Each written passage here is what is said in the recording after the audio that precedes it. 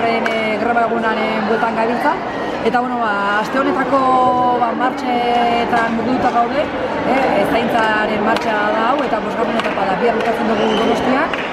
Eta, gure aldarrikapena da, zuzen da, zaintza duintzea, lan baldintza duintzea, eta gure ginekoak ere, hobeto zenduak izatea.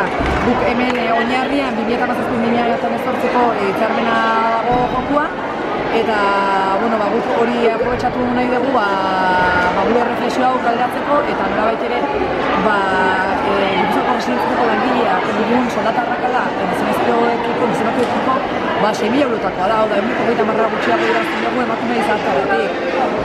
Beraz, guk alde batetik hori da gure aldarrikapen nagusienetakoa borroka honetan, eta hortik aurrera ratioak, lan karga izugarria daude. Ez gara iristen 2 ordu atenditzera, zaindu izatera gure egoilean. Beraz, gure aldarrikapena hori da, ratioak handitzea, lan karga gutxitzea, langile gehiago kontratatzea eta gure adinekoak, behintzat behien azken egunak duin igarotzea residentzietan.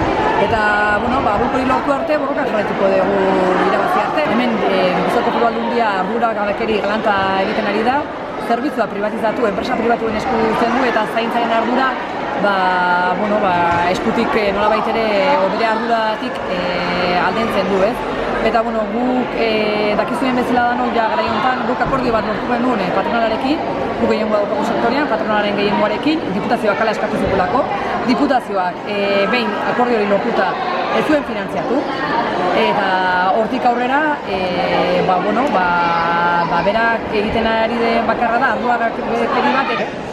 Argi eta garbi esan dugu, zuk aipatu duzuen bezala, borroka anitza da, alde batetik uste dugu naiz eta enpresa pribatuak kudeatu zerbitzu publiko bat eskaintzen dezutela, eta iruditzen zaigu arduragabekeri bat, Foru Aldundiak edo ezin administrazio publikoak esatea, hori enpresa eta langileen arteko gatazka badala, eskaintzen dezuten zerbitzu publikoa dalako.